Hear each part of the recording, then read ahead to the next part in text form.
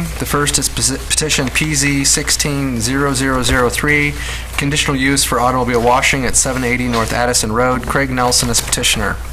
So, gentlemen, for this evening, how we'll start this is we'll have all three of you stand up, we'll have you sworn in, and then as you take turns to speak, state your name and address for the record, please. Okay?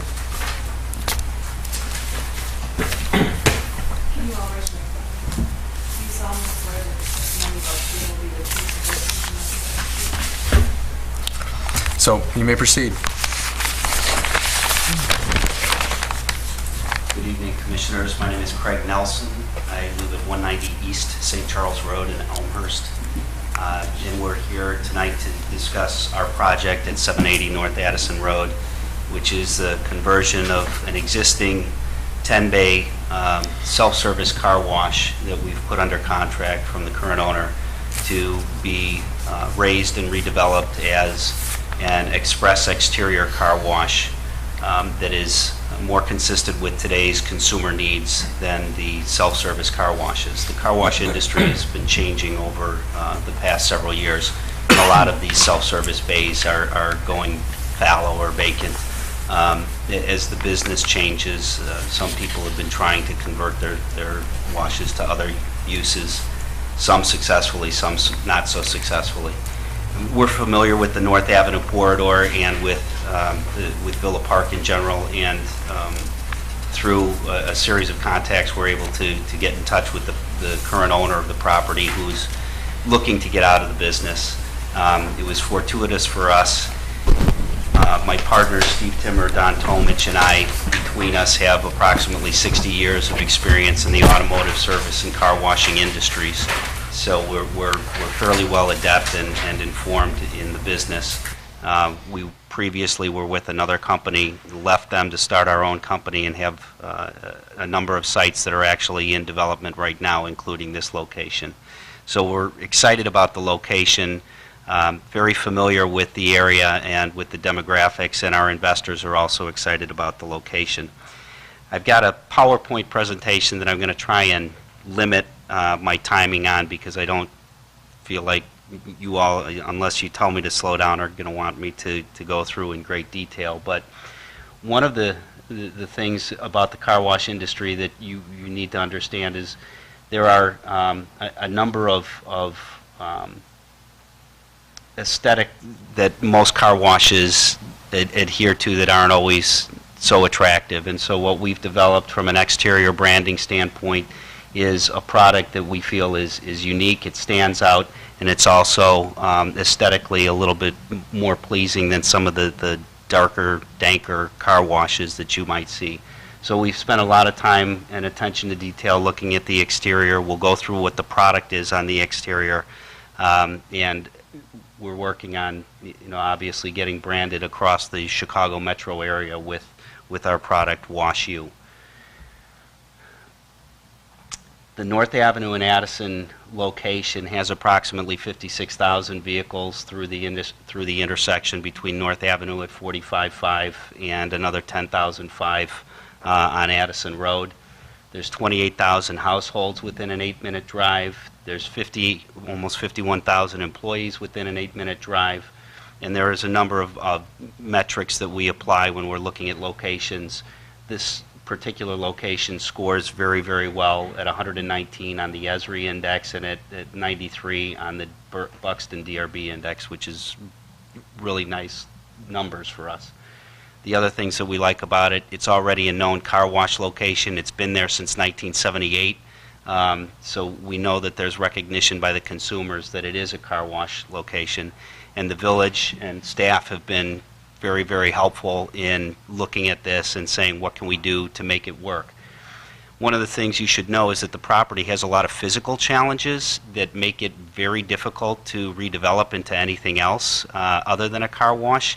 There are right-of-ways by the railroad. There's a large natural gas pipeline that runs through an oversized parkway along Stone Road. And there are setbacks, obviously, as a result of Route 64. So you wind up with a building envelope that's kind of a long, narrow, irregularly shaped building envelope. So the property seller would be challenged selling this to many other uses. We found that it works very well for our use. Did a quick aerial just to show the other things that are going on. Obviously, you know of all the redevelopment that's going on North Avenue from Villa all the way to Addison. We're really pleased to see that. We're excited that we can be a part of that. The site plan itself had some challenges in order to get the property to flow properly. We want to make sure that we've got adequate stacking inside our building or our property envelope. There is an unobstructed site corridor that essentially limits the western 250 feet of this property from anything being built on there. And that's a deed restriction by the railroad, so that we have to abide by that deed restriction. And in coming up with our site plan, we were able to essentially stay out of that 250-foot sightline corridor. We don't have any fixed structures there.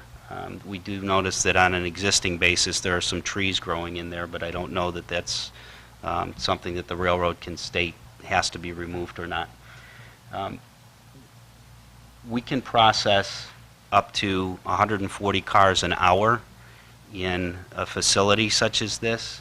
And one of the things that makes us a little bit unique, or very unique, I should say, in the car wash industry is that we don't use the traditional chain and conveyor sort of puller that pulls the cars through. We use a product that's called a dual belt. And I'm going to minimize this for a second and show you a quick video of what cars going onto the dual belt look like. So, let me just pull this up.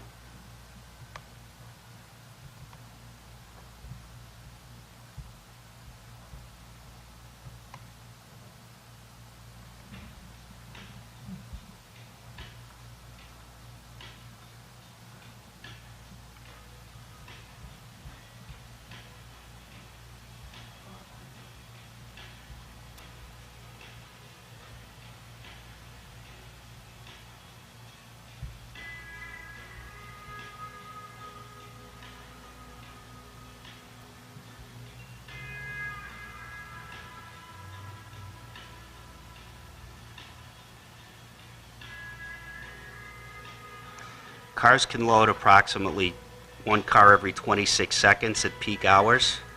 The cars drive through or glide through the tunnel on the two moving belts, and that avoids cars stepping on their brakes. If they step on their brakes, nothing happens. The car continues to move through.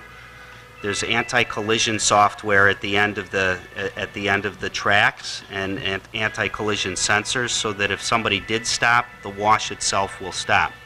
This prevents what's called chain pileups in car washes, where one car can get pulled into the rear end of another through the chain if somebody in the front were to step on the brakes. So we have fewer problems processing, fewer damages, and then we also have 15 blowers at the end of our car wash that essentially blow the car completely dry, with two 750,000 BTU heaters that dry that air as well. The idea is that we use much less labor, but we're much more efficient in how we process the vehicles.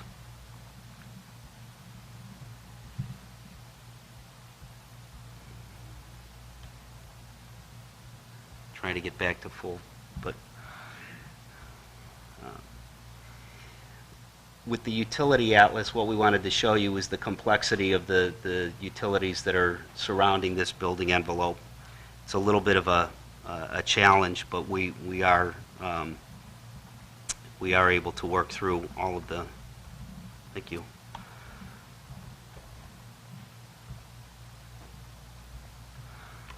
We are able to work through all of the utility challenges. Our construction timeline on these projects are very tight. Our buildings are modular buildings. While we're doing the site work, the building is actually being manufactured down in Atlanta, Georgia. We use union labor to put the building together, steel workers and crane operators. But what that does is that gives us a building envelope timeline of about 22 weeks from the time we break ground to the time we open. It's unique in the industry. but the product that we're putting up is a product that is just as good as stick-built, we think far superior. We actually think from a technical standpoint they are far superior. The building itself, we did some 3D rendering so that you can see how it lays out. We have a 2-lane stacking lane going into 3 pay stations that allows us, as I said, at peak hours to load as fast as every 26 seconds. We provide free vacuums to the consumer base, so once the car is washed or prior to washing their car, they can come around to the other side and they can use any one of the free vacuum stalls. Our vacuum system is one of the quietest in the industry at 69 decibels at 10 feet away. At 20 feet away, you can have normal conversations. At 10 feet away, you can talk as I'm talking just now, and people won't notice the difference. The product that we use on the exterior of the building is a Nichiha product. It's a cement fiber product. Some people have heard of Hardy plank or Hardy board. It's similar to that. This is used in many more commercial applications. Again, it's a Japanese company, U.S. based in Atlanta. The product is unique from a LEED certification standpoint, in that 95% of the water that's used in processing this is reclaimed. Our systems that we run in our car washes are some of the most environmentally efficient systems in the industry. We're probably in the top 5% of the country as far as what we're doing from a sustainability standpoint. We use less electricity. We reclaim approximately 75 to 80% of the water that we're using, and we use less chemical overall than most of our competitors, largely because of the application systems and the computer controls that we use. We invest about $3.5 million in each one of these washes, so we're pretty serious about what we're doing, and we're kind of geeky about car washing, so that's pretty much what we do. That just gives you a little idea of what the 2 moving belts going through the wash look like, plus the mechanical room and the setups. We're pretty intense on making sure that our motors are all aligned with our hydraulic lines and everything else, so we have shortest runs of piping and process piping that you can have in the industry. And as we discussed, our reclaim system is second to none as far as what we do in reclaiming water, which we think is going to be a more and more important issue as we go on through this. Just had a couple of sample photos of what these dual belts look like, but you just saw the video, so I won't go through too much. 15 blowers at the end of the cycle, the different wash stations that the car goes through. And then the vacuum systems. These are examples of what the vacuum systems are that we've installed in other facilities. So that really is it on the presentation. We have a short construction schedule, but we build for ourselves, we self-perform. We're experienced in processing cars at volumes of 200,000 cars a year and more. We believe this site will do that. Separately in the staff report, you'll note that we're requesting, we're paying for a traffic study requested by the village, and we're requesting in a separate issue that the Stone Road partially be converted to a 2-way road to help with access on this site. But we will be eliminating one of the curb cuts on Stone Road. Right now you've got 3. We're going to go down to 2. And we think that, you know, this use compared to the existing use on there is a much better use for both the village and for the general population. Okay. Thank you. Thank you. So that was presentation of petitioner. We'll go to staff input.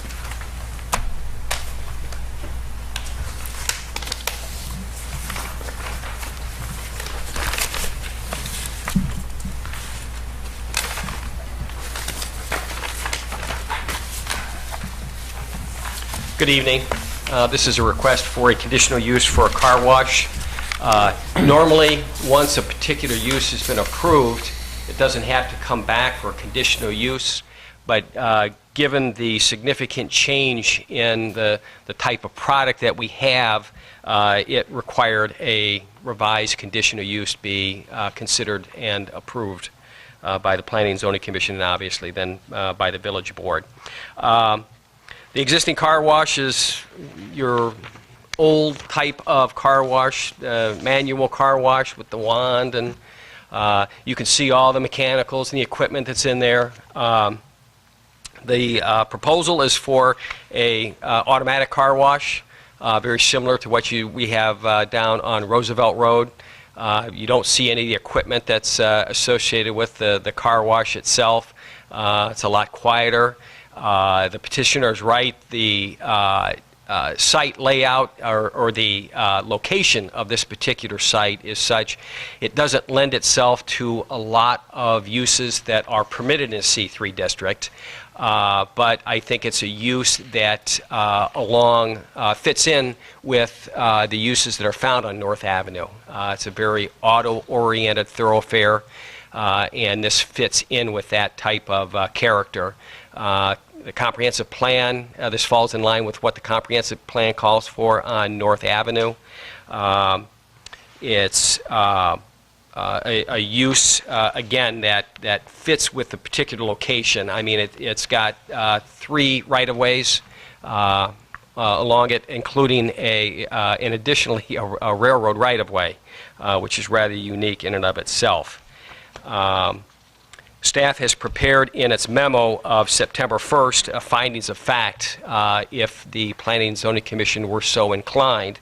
And additionally, there are some conditions that staff would ask that the Planning and Zoning Commission consider as part of this request. And that is that the site be reconstructed as portrayed in the concept plan A that was included in your packet, that the architecture of the building conform generally to that shown on the rendering listed A1 and A2, and then on elevation A3 that was also included in your packet.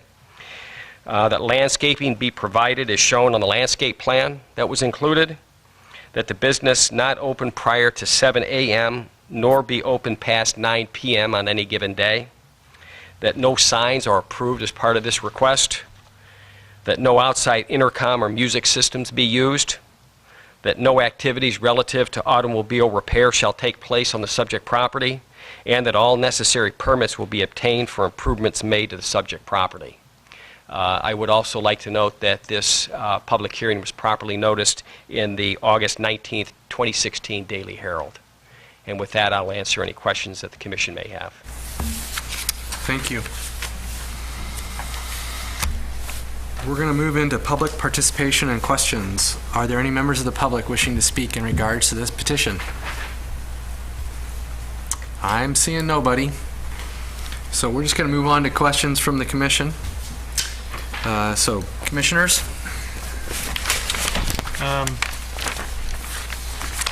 My biggest question is about the traffic study and the lack of traffic study.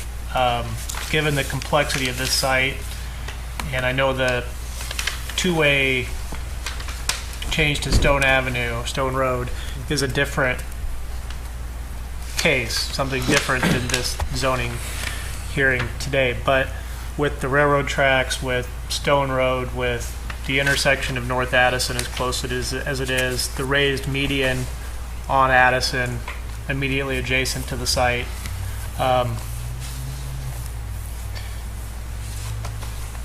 does staff feel that that's, I mean, maybe it's not a question, maybe it's a comment.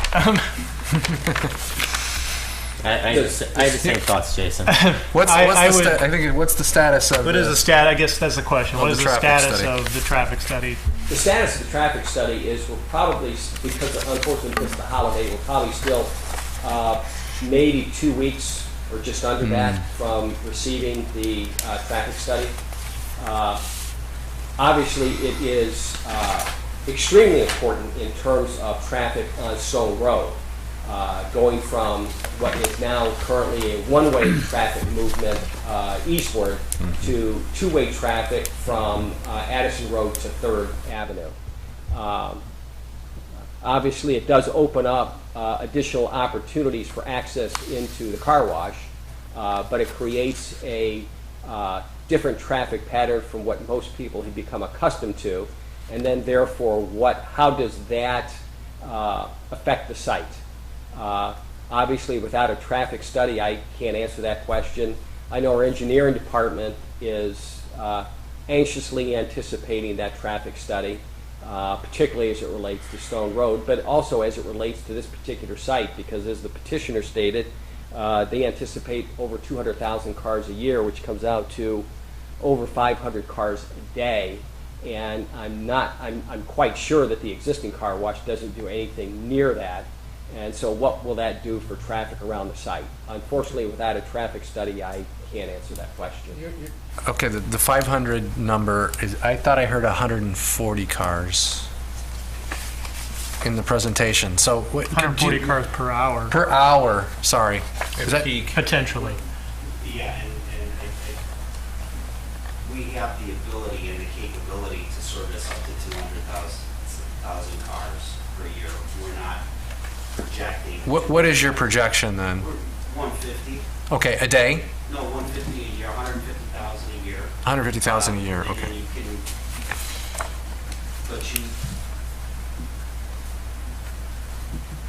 but the volumes will vary Sure. depending on the weather. And the first quarter of any year is the busiest quarter. So January through March is the busiest, and then everything sort of trails off after that and runs pretty consistently. And that just has to do with snow and salt.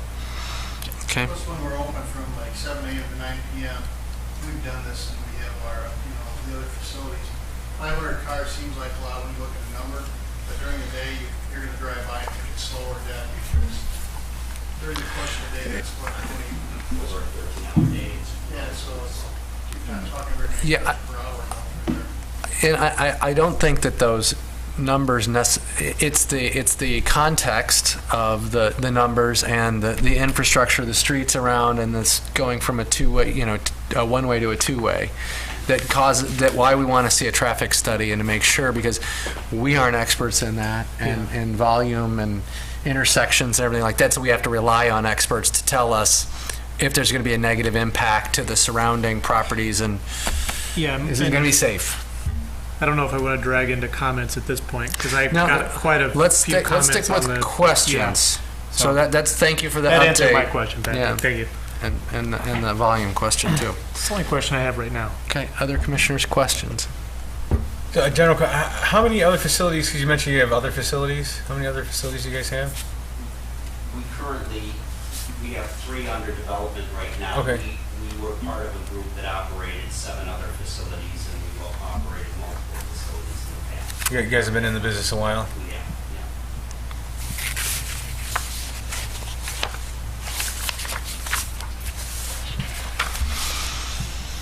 Yeah, this traffic study is... Any other questions? Commissioner Jackson? I think that we're kind of at a standstill of how you're going to build. If we don't have the traffic study, we don't know whether you'd be able to get the opportunity to turn Stone Road into a partial two-way, things like that. That's kind of going to hold up your progress, right? So maybe we're a little premature in getting everything together here and decided tonight. Mr. Gatto? No questions, just All right. comments from myself. I've got a few questions based on, and I just want to make sure that I'm seeing everything. So the landscaping plan that's shown is the landscape plan. Predominantly, we've got lawn, turf areas, and the existing trees are remaining, correct? Except for there's some foundation planting alongside the building. There are a significant number of trees in the right-of-ways Mm-hmm. that are obviously And those will remain? correct. Okay. There are some trees in the unobstructed site zone that technically should not even be there. Okay. And I think those are being removed, according to this. There's one. There's one. There's another clump just to the northeast of that elm tree to be removed in the unrestricted site zone.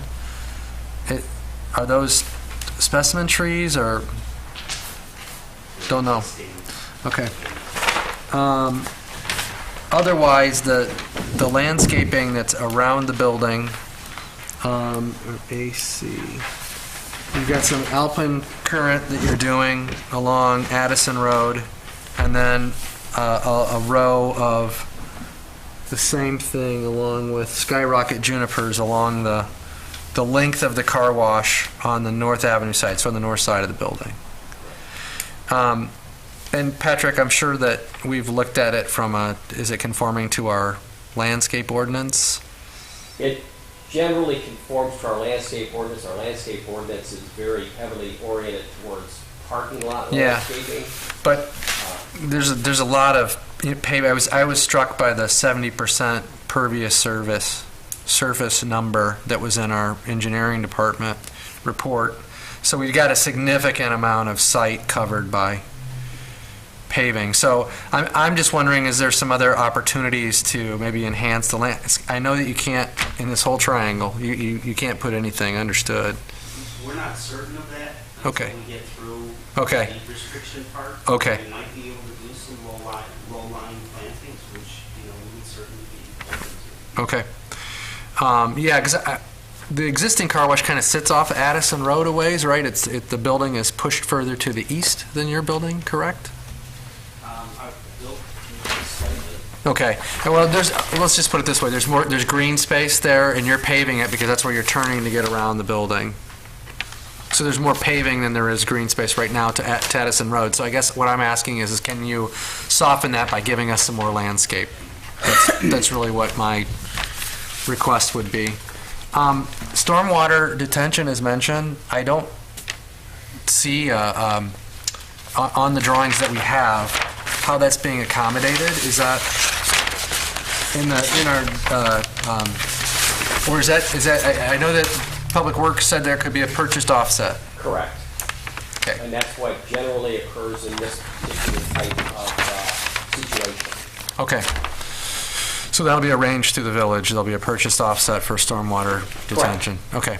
Being a full waiver community, we have that available to us. Okay. But there's no planning for any pervious paving to let stormwater run off, instead of going to the storm sewers to pass through the paving. Is that not something that's in the plan at this point in time? That is not okay. Okay. Signage, I don't think there's a request for signage at this point. No. Okay. And even though in some of the graphic representations you have, it does have some signs on it, we're not considering those. Those will be done through a separate building permit process. Okay. So that's fine. I just want to make sure that we're clear on that. And then lighting, site lighting. Help me if I missed it, but I'm not necessarily seeing a symbol for light fixtures.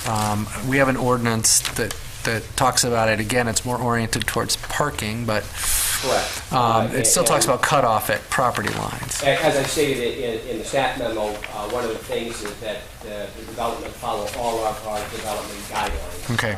As it relates to landscaping, lighting, will be one of the things that they'll have to present a photometric plan. Right, okay. So we're just not there yet. Is that what I'm, from a development standpoint? Okay. All right. Then you talked about the building as a prefabricated building. Is that correct? It's a modular building. Okay. Built off-site. Is it, what are the primary materials of the structure of the building? Is it metal? Is it a steel building, or is it? It's steel. Okay. Steel and concrete floor. Exactly what you would build in the field is built in the plant. Okay. All the copper on the inside is exactly what you would expect. It would be the same thing with electrical connections and wires. Okay. They're all approved through state and local when they're building it. They're working through the state inspection process as well as peer building process. We put 4 of these up in the last 3 years. Actually, the inspections are based. Yeah. Okay. I just was curious about what the structural system was. Did you get the other two gentlemen's name? Okay, great. Just want to make sure. Okay. Is this? Go ahead. No, I thought this was pervious paving here, these little areas here, but maybe I'm wrong. No, it's standard duty asphalt pavement. I think it's So it is just probably- highlighting where the paving is. Okay. Yeah. I think those are my questions. Can you maybe, what is the reason for, I'll phrase it a different way. The reason for going for a two-way on Stone Road is so that if people miss the entrance off of Addison Road, they've got another shot at getting in without going down the street and turning around? Okay.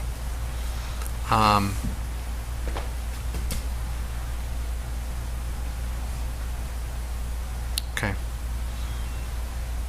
And how dependent is your, is your planning on that happening, I guess? It's a difficult question. We believe that there's a substantial amount of traffic that comes eastward on Stone Road just as it is. Mm-hmm. So, it's how much do people get used to, but we also think that there's people that are coming westbound on North Avenue that would make that south turn onto Addison that might, miss, or southbound on Addison from the other side of the intersection Mm-hmm. that might miss. That might miss, and so then they'd get, okay. It's an opportunity for them to get back into the site. The site flows with the main one, but if there's an opportunity to put optional additionals, that probably goes for anybody's site, Yeah. in the city. My concern is that Stone Road for years has been one way, and people come off at North Avenue probably faster than what they should.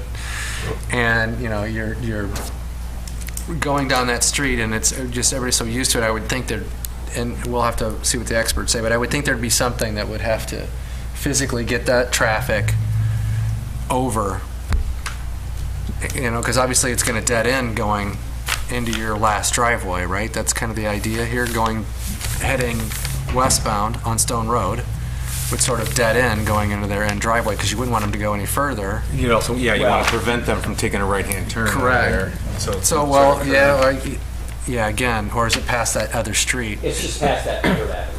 So it'd be past that other street that it would go down. We do not enter signs. I'd almost think you need a lamb chop or something. Yeah, Yeah. You need like a lamb chopper. Yeah, so, okay, so I guess if it's that far down, it's not really going to affect the geometry of your two curb cuts that you're proposing. All right. But I'm going to be curious to see, what the traffic study indicates about, ingoing and outgoing along Addison Road based on volume with that intersection at North Avenue too. I mean, I think you've got the stacking on your site. You've done a good job of showing us that there's really a lot of stacking on the site, but I don't know that I feel comfortable making a recommendation without a traffic study saying go. So that was a comment. I strayed. Yes. Probably a dumb question. I'm not sure, but is it even possible to, we built these in Berlin, right out in Harlem. It's a high volume site, we don't have any traffic. We run traffic studies on all these we haven't done. And I think it's KOLA, it's Looney's, is that correct? That is correct. Mhm. They're one of the more reputable, Mhm. most reputable. And this site actually flows better than many of the sites that we've had in other areas and processed without any problems. And we had traffic studies and those all came out supporting it. We don't know what KOLA, obviously they're not going to share that with us, but knowing our other sites and knowing what this does, is it possible if the consensus were other than that to pass it with a contingency that you have a review of that so you keep at least the process moving? I don't know that we've ever done it with a major piece of information like that. Well, Not knowing what may come out of that particular Yeah. traffic study, I'm not real sure how we can condition it in such a way that it addresses anything that might be brought up in the traffic study. Yeah. I have a question for you, Patrick.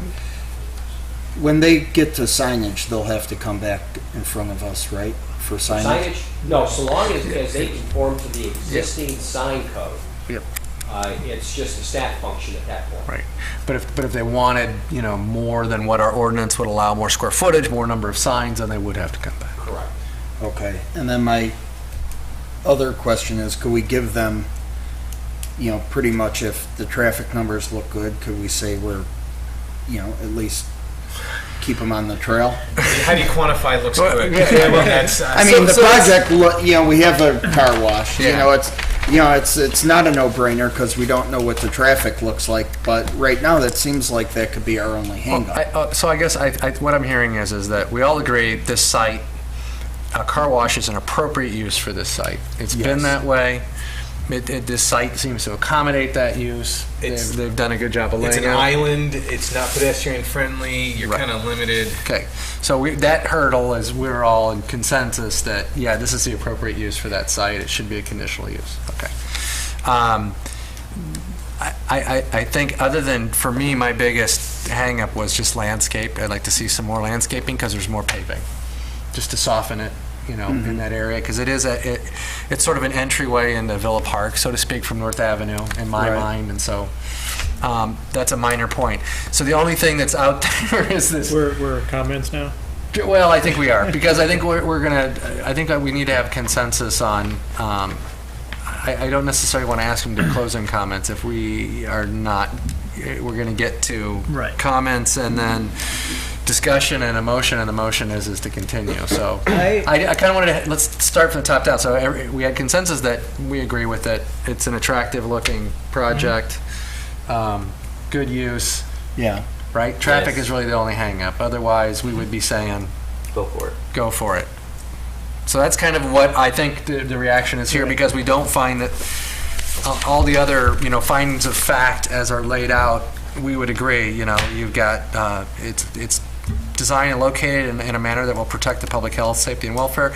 But some of that, we want the traffic study to be Right. able to answer that finally. One of my other thoughts on the traffic study is not just whether or not, part of it is whether or not the site is adequate. I believe that you believe that it's adequate, or you Yeah. wouldn't be doing this. Right. But where CLOA is going to help out a lot is they're going to analyze this in a different way.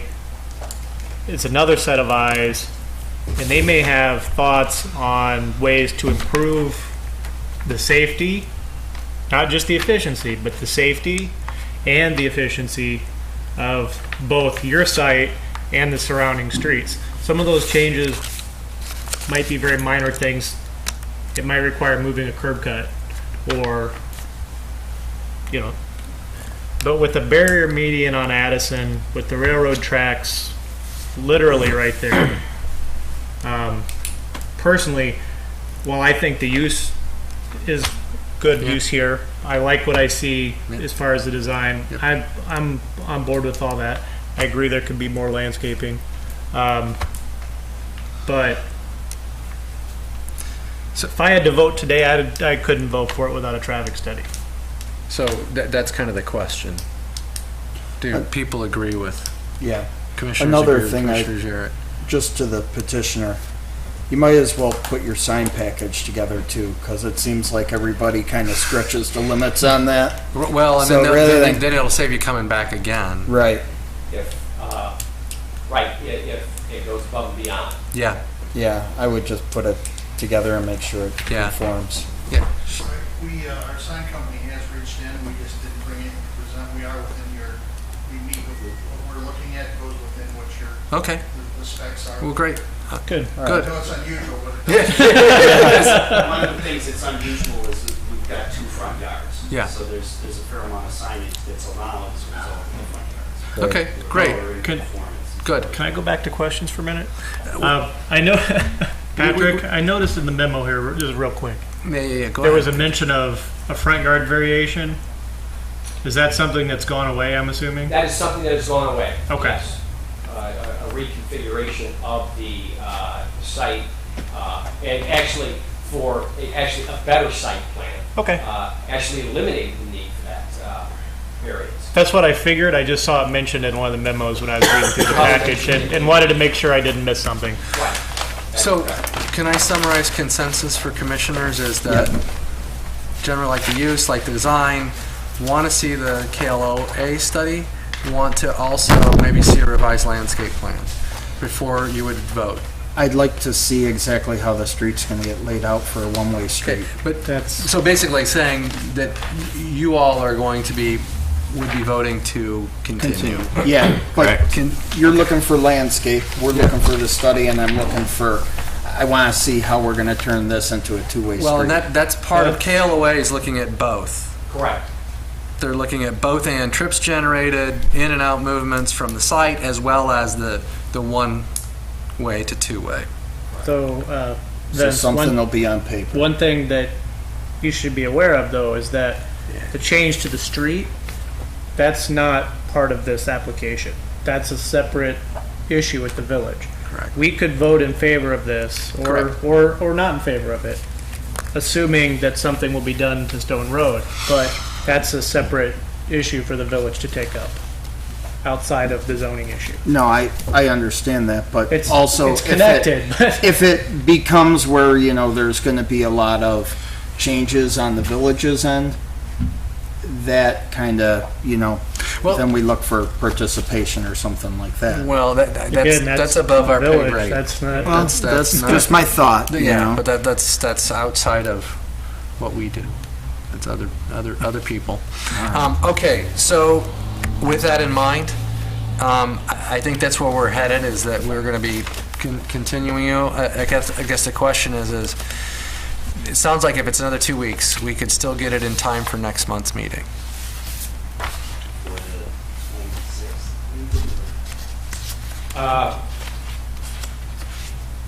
That would not be up to me. The agenda deadlines that I have wouldn't allow me to get it on the 26th. But I can certainly talk to the village manager and see if he would allow that particular item to come in at the last minute to be able to be on the agenda for the 26th. Okay, so if they were That's to, assuming that we have the KLOA study by then, and I By think the- we should, by the when? by the 22nd. By the 2 weeks. 22nd in 2 weeks. Can we, okay. And then, so the next question is, are we assured of getting a quorum for that date?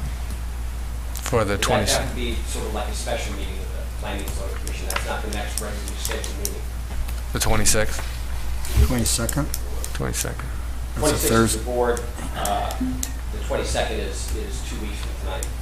Oh, I was meaning at the next regular planning and Next zoning. regular Planning We're and talking Zoning about Commission special is meeting. October 13th, Yeah, which is 5 weeks away. okay. So then there's plenty of time. There's plenty of time for that. Question.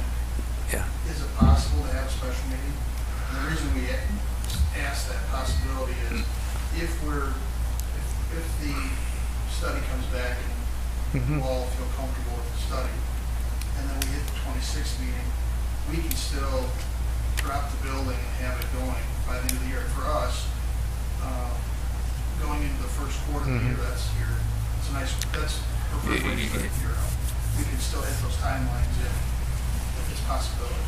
We can be doing the site work, we can close on the property, submit for the foundation permit, be doing the site work while the building is being Sure. developed, and we can continue on with this, and that's a matter of, that changes this exponentially, because Yeah. you could add months and months to the entire project. Yeah, I'm just not sure that, like you're saying, that we're going to get a quorum on, Well, because we already have I an could, extra meeting. I in couldn't do it October. on the 22nd, I could do a Monday.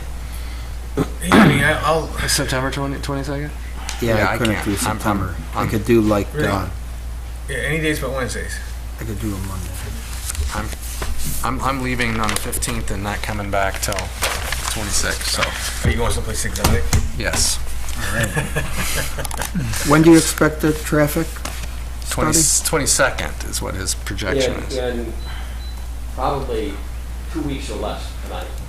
All right, so like I could do the 26th as a Monday, I can't do the 29th. Okay, so if we continue it tonight, obviously, we're probably not going to do it to a date certain, because we need to explore the possibility of a special meeting.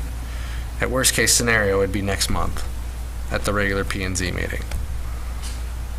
What we could do is, if we have that training on October 6th, maybe consider this prior to the start of that training.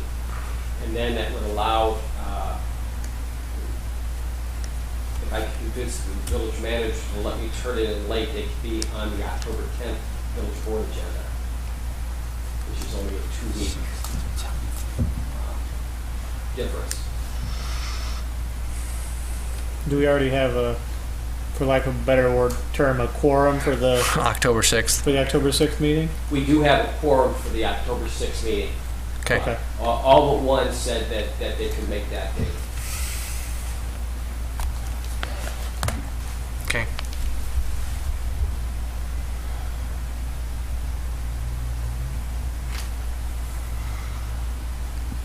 I think that's probably gonna, I think that's the best, most for sure plan. I don't think we can do any better than that. Yeah. Agreed. All right.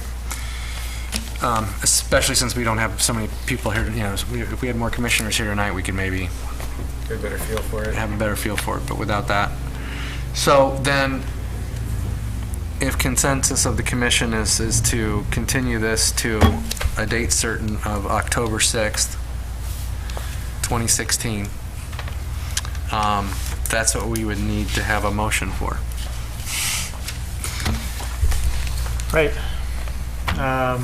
I'd like to make a motion to continue petition PZ 160003 to a date certain of October 6th, 2016. Yes. A second. Motion, a second? A second. Any questions or comments on the motion? Hearing none, we'll do roll call vote. Commissioner Jarrett? Yes. Mr. Jackson? Yes. Commissioner Hassler? Yes. Commissioner Gatto? Yes. I too vote yes. Thank you. We'll see you back again on the 6th. Sorry it didn't work out for tonight, but we're anticipating that everything will happen, and then you can get to the October 10th meeting. But nice development. We're looking forward to it. Thank you. I hope you understand our concerns. Thank you.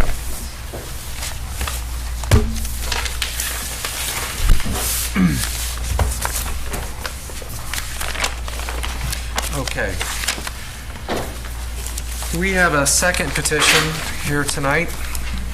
It's petition PZ 160004, variance from required front yard setback from 34 feet to 28.3 feet for property located at 130 East Jackson Street. Joseph Frieri, petitioner, do I have that right? Or even close? Thank you for nodding and agreeing that I was right. So if you can please come up.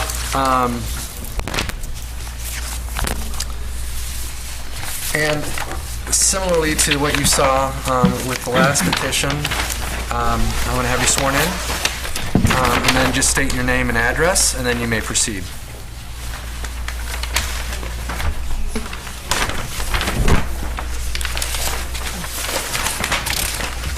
Thank you. My name is Joe Ferrari. I am living at 130 East Jackson Street.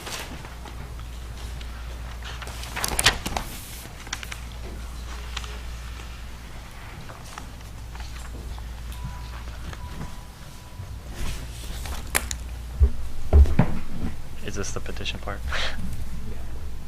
All right. So in front of you guys, you have basically the documentation for the variation from that particular section that basically comes down to that use of the average of the house line. And I've kind of completed the objective portion of that application. So I don't want, unless if you guys want to delve into any sort of detail on the factual part of it, I'll just speak kind of briefly to the subjective part. Being that obviously, you know, I moved into my current house in 2010. I've been living in Villa Park my whole life prior to that, but we're just trying to now at this point make improvements to our home. We wanted to add some curb appeal, some much needed kind of architectural interest to our front house, because as you guys, if you have a picture of it, it's very plain. The roof line is very straight. There's not a lot to it. So we want to kind of add some architectural interest and improvement to both our house, and I believe, once you turn on our street, it'll be a house that you notice in a good way. So basically, what it comes down to, the variance request just allowing me to build the covered portion, so that 6-foot porch, kind of with a little bit closer to the street than the current zoning requirement is. So there are already 3, I believe, houses that would be closer to the street than I'm even proposing. So I do not believe that it's going to be an eyesore or kind of out of context with the general flow of the street as it is. So unless there's anything else that you want me to delve on, I feel like it's more, obviously we're trying to make improvements to our home, and I believe that in the packet I've at least met the requirements for the zoning variance request. Okay, thank you. We're going to move into staff input. Director Grill.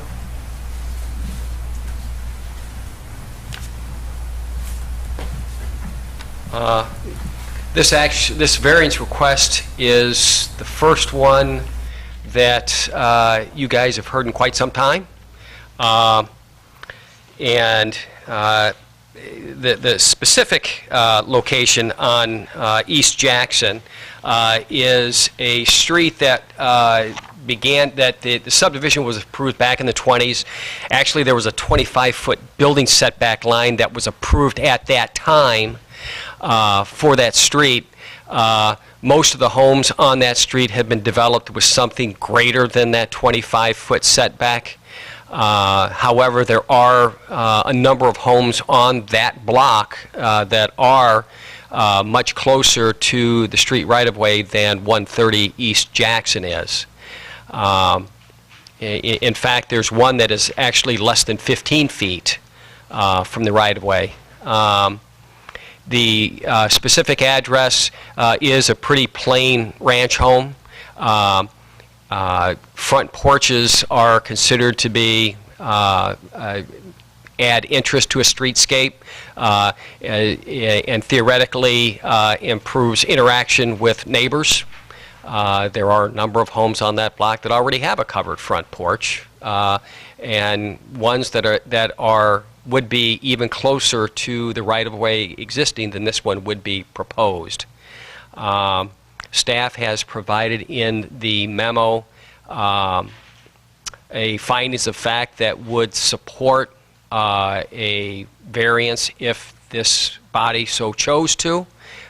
We would just ask that the plan be developed in accordance to what the petitioner submitted in terms of the site plan and the elevation that was submitted. I think I provided, the staff memo itself had a very small architectural rendering of the front, but I included larger plans for your edification in the packet that went out. And if you have any questions, I would be happy to answer that. This particular petition was properly published in the August 19th, 2016 Daily Herald. All right, thank you. Public participation and questions. There's absolutely no one left except for that's going to comment. Okay, so there's going to be no public participation and questions because there's no one here to do so, or that's going to do so, I guess. Questions from the commission? Any questions? That's that section of Jackson, if you're heading east, on the south side of the street, there's that big white farmhouse that's kind of like... I think that... That's one block down. Yeah, it's about 16 feet, actually, at a Google map. Yeah, that's what, it's what we were looking at. From the actual curb line, so it's... pretty close, a lot closer than this one here. And if I remember correctly, if I'm going down Jackson, I think it's like those houses are kind of raised on the south side, in like a hill. The driveways kind of go up on an angle a little bit. No, Is that what I'm thinking of, or am I thinking? This is closer to Summit, in between Summit and... Okay. It's like 4 houses west of Summit on the north side. Any other questions?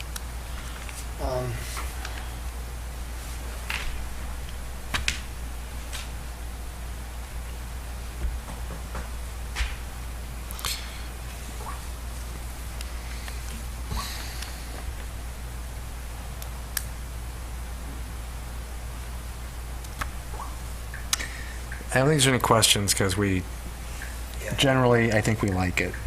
And you're not asking for much. No, we were looking on Google Earth, and there's some other properties even on the other side that are various setbacks. I think you're going to be within a range that's along that street front, so it's not going to stand out. It's going to make the house more attractive. It's a nice enhancement.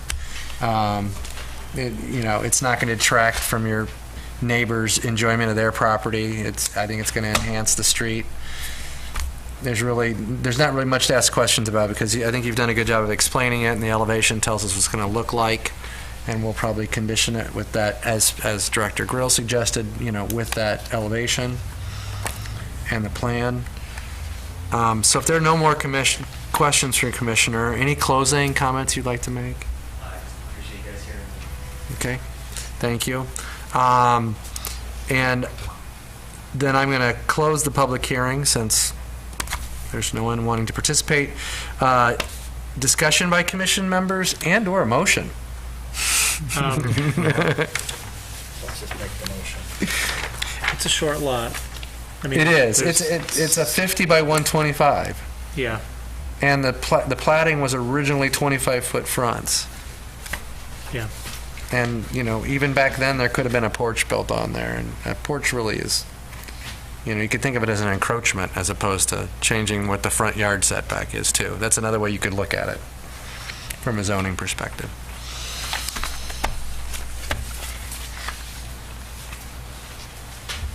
Go for it, Jason. All right, I'd like to make a motion to approve application PZ 160004 for Joseph Frieri that includes, 1, a variation of the required 34-foot front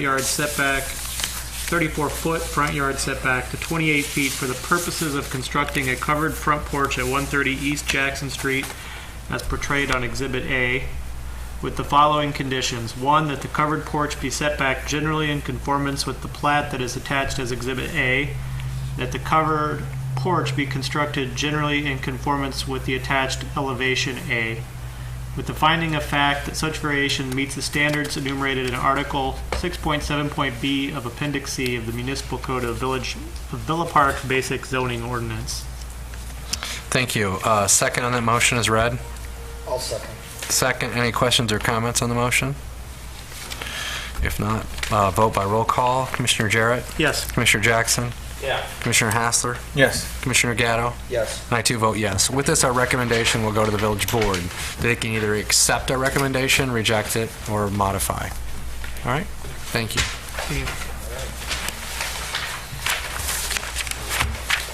All right.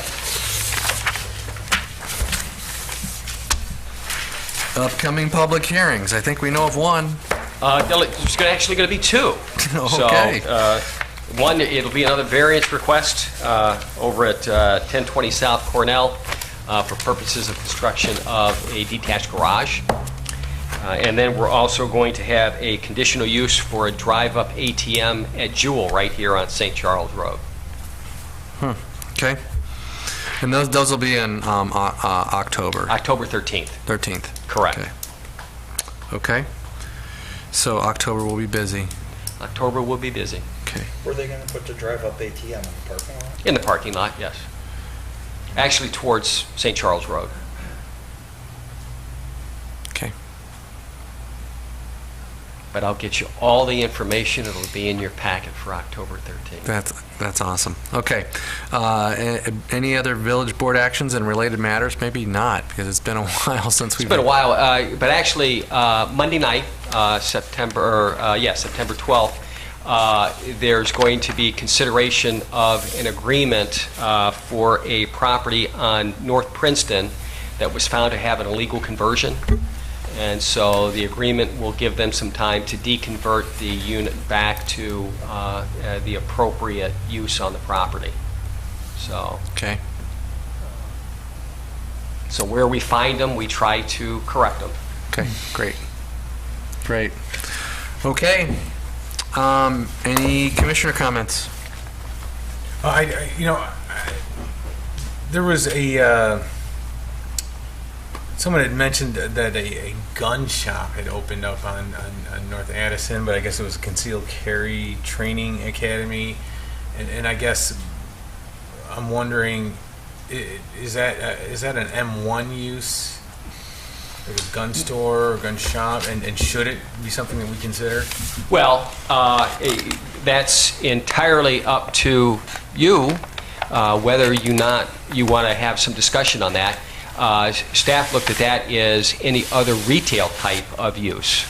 And because the request was for a gun store, they had the appropriate federal firearms license, and it is, in essence, a retail use. So the zoning on that particular piece of property is C2. Yeah. And our zoning ordinance doesn't have a specific use for like firearms sales. No. Okay. Because I know some ordinances do. I don't Right. want to say a lot or most, just that some do. Some do have a specific district that's an allowable use in. Yeah, but it's a separate use in the list of uses, right? Right. And then wherever it's designated. Okay. What do you guys think? Something you guys want to talk about? Something you think we should talk about? I mean, I just hate to see gun shops go the way the tobacco shops sprouted up, and the payday loans and everything else we threw into M1 reactively instead of proactively. That's all. Well, don't forget, we still have the zoning ordinance revision that's out there. Yes. And as part of that, maybe we can have a discussion on whether or not to put that specific use in another district. I don't know. Yeah, well, I mean, I guess the first question is, does it deserve? Is it a use that deserves its own use category? Yeah. Is it separate from retail? Like a tobacco shop, which is just retail. Is there? Well, I would even step even further back. Is there other state requirements on licensing for gun stores that have restrictions on locations based on where schools are or stuff like that? Is there anything? Yeah. Is there anything like that? I'm not aware. So. And I'm not aware of any state regulations, and basically what we really look at is the federal licensing that is required for people to engage in this type of activity. Right, to have the right federal licensing first. I don't know. You know, I'm sure that Walmart on 83 sells firearms. Correct. It is, but it's, look at the location. It's right.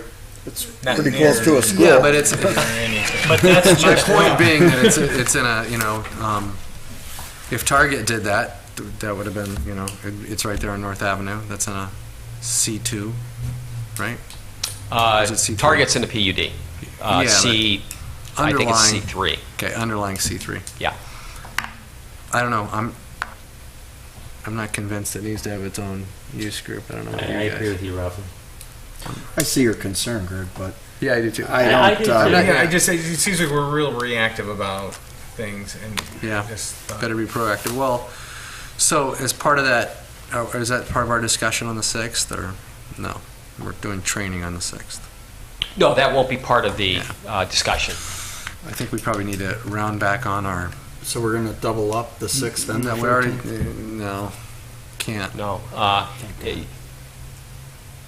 I only suggested the 6th because I believe it could be a very quick Yeah. discussion.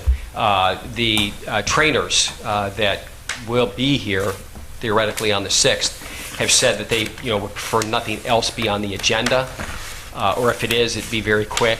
It will be. Yeah. Okay. So, but you were talking about revisiting what we've been looking at the zoning ordinance, or you've got a consultant looking at that. So I would put that as a question to them. Yeah. Okay. Are there I'd be happy to do recommendations? so. fair enough. What's the best practice in regards to that particular use? Okay. Make us a recommendation. Okay. All right. adjourn? Adjourn. Sure. All those in favor? I, Aye. We're adjourned.